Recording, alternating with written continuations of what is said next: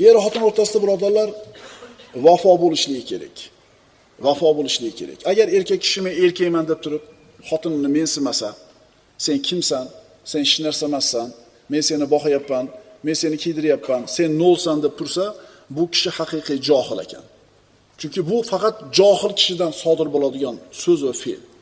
Chunki birodarlar, ayol ham erkakka o'xshab iymon keltiradi, savobli amal qiladi, yuksaladi. Allohning huzurida bularga ham bir xos makon bor. Faqat Alloh taolo zaifa qilib yaratgan. Shuning uchun zaifa. Insof qilib aytaylik. Farzandlarni kim tarbiya qiladi? Jamiyatga mo'min, axloqli, insofli odamni kim tayyorlab beradi? Ayol kishi. Ayol kishi.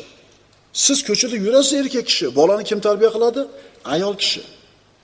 Hadija onamiz aytish mumkin bo'lsa payg'ambarimiz sollallohu alayhi vasallamning vaziri edi. Vaziri edi. Ibn Hishom shunday deydi. Hadija roziyallohu anha Rasululloh sollallohu alayhi vasallamning vaziri edi. Endi har qanday podshohga vazir kerak. Chunki mamlakatning ishini boshqarishlikda bitta o'zi bu ishni uddala olmaydi. Maslahat beradigan, buyurgan ishini yetkazib qo'yadigan, bir ishini borib turib nazorat qiladigan vazir kerak. Vazir qanchalik vafodor bo'lsa, ishiga sidqidildan yondoshadigan bo'lsa, bu podshohni o'zini mamlakatini boshqarishligi zo'r ketadi.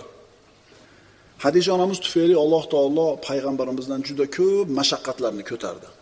Aytdik-ku, Hadija onamiz bor burdini shunday to'kib berdi payg'ambarning yo'lida, Allohning roziligining yo'lida. Payg'ambarimiz ko'chadan siqilib kelganda ko'nglini ko'taradigan kim edi? Hadija onamiz edi. Demak, Rasululloh sollallohu alayhi vasallamga Hadija onamizning ko'magi juda ham katta bo'lgan.